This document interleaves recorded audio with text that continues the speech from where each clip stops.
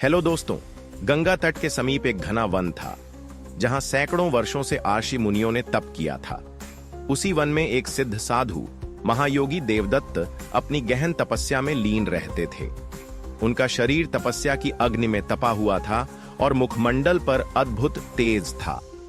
वे वासनाओं से परे आत्मज्ञान के मार्ग पर अग्रसर थे। गंगा की लहरें जब किनारे से टकराती तो उनकी मधुर ध्वनि मानो साधु के ध्यान का अभिन्न भाग बन जाती। पक्षी उनकी कुटिया के समीप आकर मधुर गीत गाते और वन के सभी जीव उनके प्रति आदर भाव रखते थे। वे नित्य ध्यान में मग्न रहते, केवल भिक्षाटन के लिए गांव जाते और फिर लौटकर अपनी साधना में लीन हो जाते। उसी गांव में एक सुंदर अल्हड़ और युवा कन्या मालिनी अपने माता पिता के साथ रहती थी। उसकी सुंदरता अनुपम थी। घने लंबे काले केश, कमल सा खिलता मुख और हिरणी जैसी कोमल आंखें। वह स्वभाव से सरल परंतु जिज्ञासु थी। गांव की अन्य स्त्रियों के साथ वह प्रतिदिन गंगा तट पर जल लेने जाया करती थी। एक दिन जब वह गंगा के तट पर पहुंची तो उसकी दृष्टि साधु देवदत्त पर पड़ी। वे अपनी तपस्या में लीन थे, परंतु उनके तेजस्वी स्वरूप ने मालिनी के हृदय में एक अनजाना स्पंदन जगा दिया। उसे याद आया कि उसकी मां अक्सर इन साधु के बारे में कहा करती थी, ये कोई साधारण तपस्वी नहीं बल्कि सिद्ध महात्मा है। इन्होंने अपनी सारी इच्छाओं को त्याग दिया है और ईश्वर की आराधना में लीन है। मालिनी के मन में जिज्ञासा उत्पन्न हुई।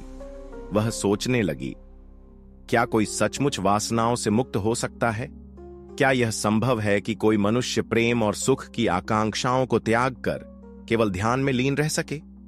अब मालिनी का मन साधु की ओर अनायास ही खींचने लगा। वह बार बार किसी बहाने नदी तट पर जाने लगी, कभी पुष्प अर्पित करने, कभी जल लेने, तो कभी मात्र साधु को देखने। उसके मन में प्रेम और आकर्षण की भावनाएं जन्म लेने लगीं, जो धीरे धीरे एक प्रबल कामना में बदल गईं। उसकी सहेलियां इस बदलाव को देख रही थीं।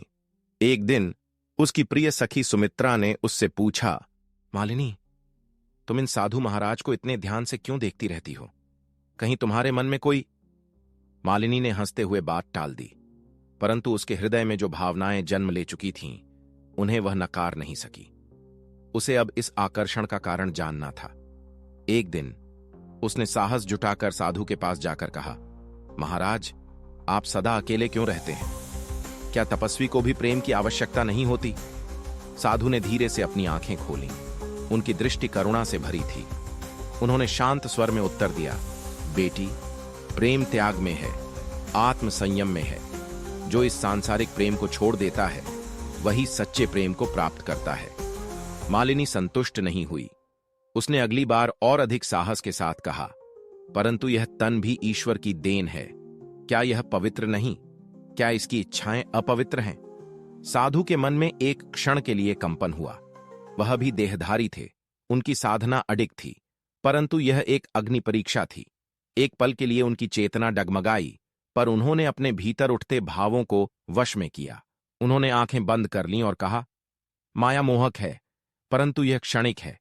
यदि तुम इस आकर्षण से ऊपर उठ सको तो तुम्हें सच्चे प्रेम का अनुभव होगा। वह प्रेम जो आत्मा से आत्मा का मेल कराता है, देह से नहीं। मालिनी के मन में एक तूफान उठ खड़ा हुआ। उसने सोचा, क्या यह आकर्षण केवल माया है? क्या मेरी भावनाएं गलत हैं? लेकिन मन ने उत्तर दिया, नहीं, प्रेम तो सबसे पवित्र भावना है। वह कई दिनों तक इसी उधेड़ बुन में रही। कभी साधु के शब्दों को मानकर अपने मन को समझाने का प्रयास करती, तो कभी अपनी भावनाओं के सामने हार मान जाती। एक रात गंगा के किनारे अकेले बैठकर उसने चंद्रमा की ओर देखा और मन ही मन साधु को संबोधित कर कहा, हे महात्मा, यदि आप प्रेम को देह से परे मानते हैं तो क्या मेरी आत्मा आपके आत्मा से प्रेम नहीं कर सकती? अगले दिन वह पुनः साधु के पास पहुंची, परंतु इस बार उसकी आंखों में वह मोह नहीं था, बल्कि एक नई चमक थी। उसने साधु के चरणों में सिर झुकाया और कहा, महाराज, मैंने आपकी बातों को समझ लिया है। मैं अब प्रेम को भौतिक नहीं बल्कि आध्यात्मिक रूप में देखती हूं। मैं आपके मार्ग का अनुसरण करना चाहती हूं। साधु ने आशीर्वाद दिया। मालिनी ने अपना जीवन आत्मज्ञान की खोज में समर्पित करने का निर्णय लिया। उसने देह के आकर्षण को त्याग कर आत्मा की शुद्धता को अपनाया। साधु की तपस्या और मालिनी की आत्मशुद्धि दोनों ने यह सिद्ध किया कि वासना पर विजय संभव है। प्रेम देह का नहीं, आत्मा का होता है और वही सच्चा प्रेम है।